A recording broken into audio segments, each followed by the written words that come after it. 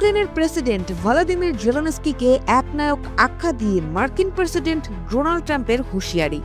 তিনি সরে না দাঁড়ালে কোনো দেশই তার ঠাঁই হবে না। বুধবার সৌদি আরবে যুদ্ধবিরতি নিয়ে আমেরিকার রাশিয়ার বৈঠকের পর ট্রাম্পকে নিশানা করে জেলেনস্কি বলেছিলেন উনি এখন রাশিয়ার দেওয়া মিথ্যা তথ্যের মধ্যেই বাস করেন। তারপরেই জেলেনস্কিকে পাল্টা তোপ দাগালেন ট্রাম্প। বুধবার এক্স হ্যান্ডেলে জেলেনস্কিকে নিশানা করে ট্রাম্প লেখেন তিনি নির্বাচন করাতে চাননি, তিনি একটা কাজেই ভালো ছিলেন, সেটি হচ্ছে জো বাইডেনকে বেহালার মতো বাজিয়ে যাওয়া।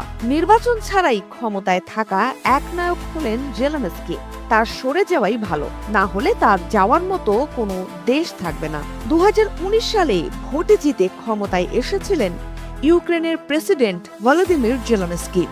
2024 সালেই তার 5 বছরের মেয়াদ শেষ হয়েছে। রাশিয়ার সঙ্গে ইউক্রেনের যুদ্ধ চলার জন্য সে দেশে সামরিক আইন কার্যকর করা হয়েছে। এই আইন কার্যকর থাকার ফলে ইউক্রেনে এখন নির্বাচন করানো সম্ভব নয়। সেই কারণেই প্রেসিডেন্ট হিসেবে এখনো কাজ চালিয়ে যাচ্ছেন জেলেনস্কি। ইউক্রেনের একটি সমীক্ষক সংস্থার সমীক্ষা অনুযায়ী দেশটির প্রেসিডেন্টের জনপ্রিয়তা আগের তুলনায় অনেক কমেছে। তবে যুদ্ধ শুরু হওয়ার পর তার জনপ্রিয়তা কখনো 50% কমে হয়নি। ইউক্রেনের প্রেসিডেন্ট হওয়ার আগে অভিনয় পেশায় ছিলেন জেলেনস্কি।